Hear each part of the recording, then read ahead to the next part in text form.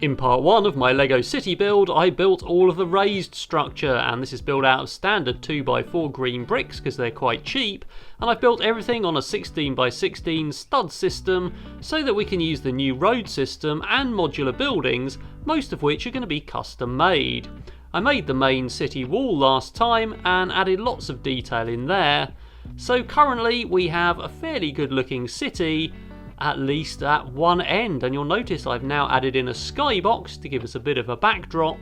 and I've also added in an extension which is another bunch of base plates stuck to a piece of plywood, and that's where the railway line is going to extend to and the city will be built in the future.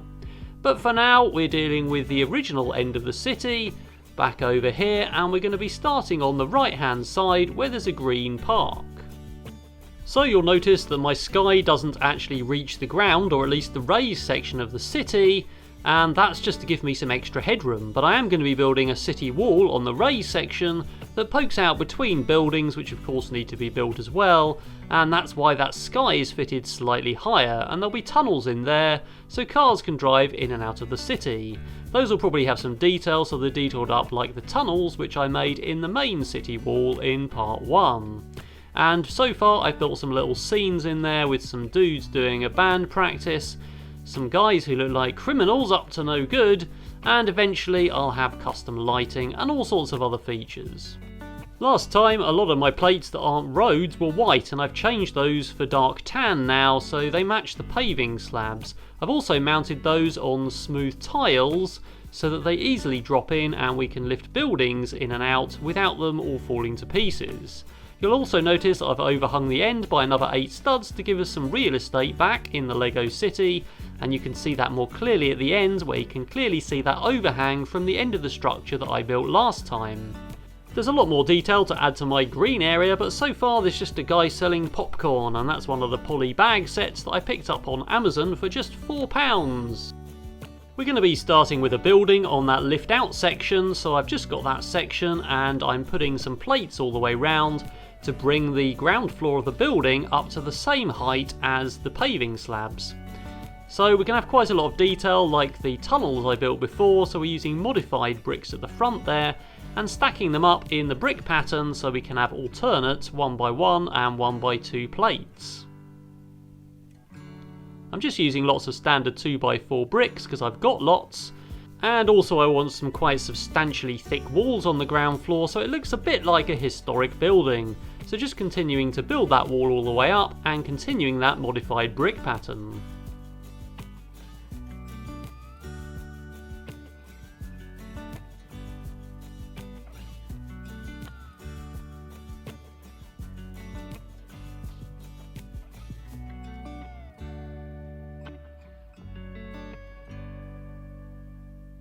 Each of my doorways is going to have an archway in, so I'm using 2 split arches with a plate in the middle to join them together, and there's 3 of those in total. And I'm continuing that modified brick pattern all the way around so we can put a nice pattern around that archway of 2x1, 3x1, 2x2 and various other plates.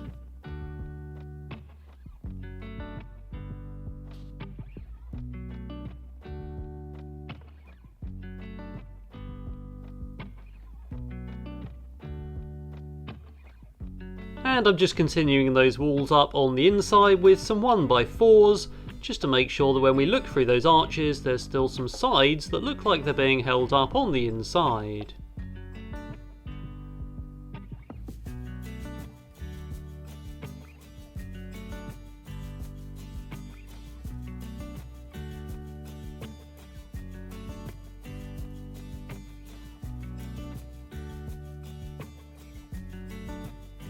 So I'm adding in some fairly standard door frames which are raised again on those plates so they're at the right height for the rest of the bricks, and those are going to be double doors, and of course I'm building up above those so that we can get that height for when we look in through those archways. It's time for the back wall, which is standard 2x4 and 2x2 light bluish grey bricks, and that makes the back wall really substantial so that we can build the next floor on top.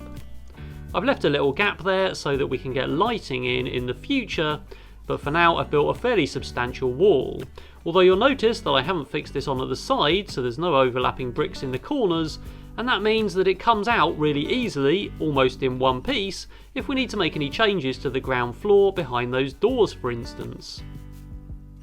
I'm building a ceiling on top of those arches out of some standard 2x4 brown tiles that I had spare, and that's just so that when we look really low and look up into those arches, that means there's actually a ceiling in there, and we'd have to be really low to actually see the ground floor roof or the floor of the next floor. It also means there's a gap though, so if we put lighting on the ground floor, that will illuminate down to illuminate in front of those doors in kind of the entranceway. So I then decided that it looked a bit like a grey vault, so I decided to strip down the side walls and add some windows and also some masonry style dark tan bricks. And while I was there, I thought that might look quite good at the front as well, and we'll add those details in, which is kind of in keeping with the city wall I built, and probably this building was quite historic and built at the same time. We're having a slight overhang leading into the first floor, and I'm using some inverted slopes there all the way along. The corner bricks though don't come in dark tan apparently, so I've got grey ones there and various other grey ones to match, which I've positioned above the grey areas and the dark tan ones in between those, so we should get some sort of pattern.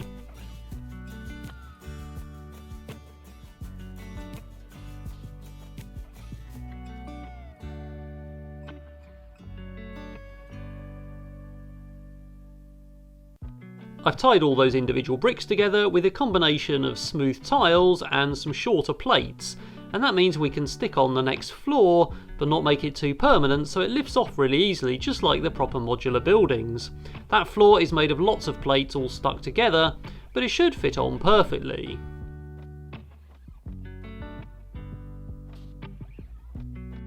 We've got a pretty sturdy ground floor, so we can build straight on that, and I'm using mostly entirely masonry pattern 1x2 bricks to build the floor on there, and there's going to be quite a lot of detail due to the surface pattern on those bricks. Continuing with the historical feel of this building, I'm using some tall windows. These are actually short windows stacked together in stacks of 3, and then the masonry stacks of bricks stacked in between them.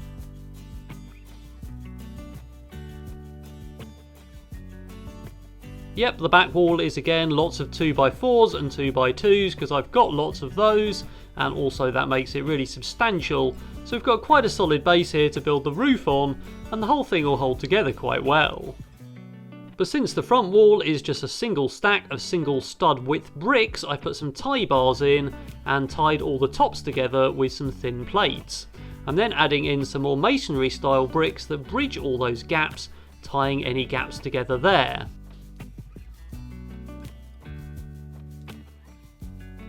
Since those bricks are offset, we get a funny gap in the corner, so I've just put a detail piece in there and one at the other end. The roof sections are made from standard 45-degree slope roof tiles in dark bluish grey. There's going to be several pitches to the roof,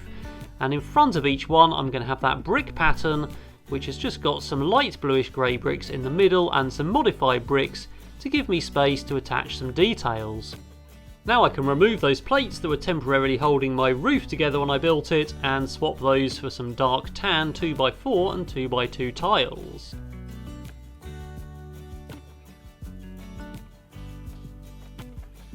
Following the same pattern around the back there, but I'm leaving the back of the roof open so that I can drop lighting in at some point, at which point I'll leave a gap for the wires and brick the rest up, but for now it's behind so we don't see anything.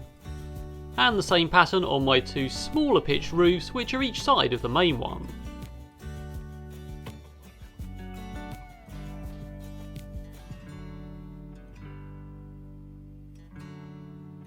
I'm topping those bricks off with smooth tiles on every stud that's exposed over the complete roof.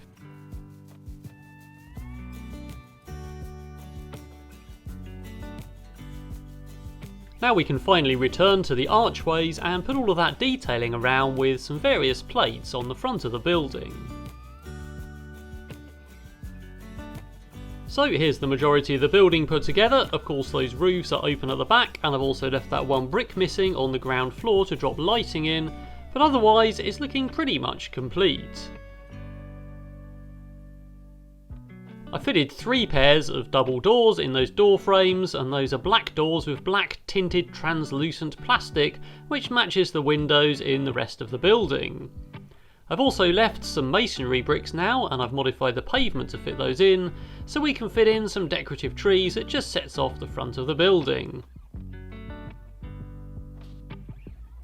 And I've left a couple of studs there to fit in some minifigures, and I've decided to put in the bride and groom who've just got married in this building, so it's either a posh hotel or the local civic council offices, and I haven't decided which building I've built yet.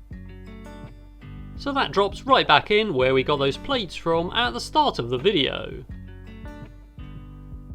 I really wanted to add some more greenery to my green area, so I'm trying my hand at building some trees out of 2x2 round fluted sections, and also some of these leaf parts. I'm using a Lego Technic axle to prop everything up in the middle and building the tree up in layers, adding more and more branches as I go. I've also added some leaves to the tree out of individual elements, and also an owl on top which I found on Bricklink. I've tried a few different trees with different colours, and those fit nicely in my park, although at some point we'll have to remove them to build the raised city wall.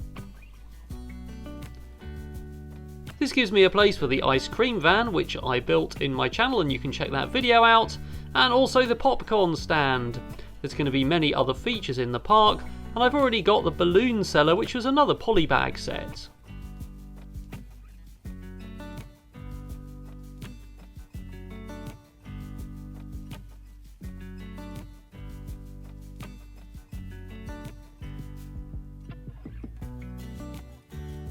I'll be adding more detail on the lower section where we've got these tunnels, and I've already added another tree there with another owl on top.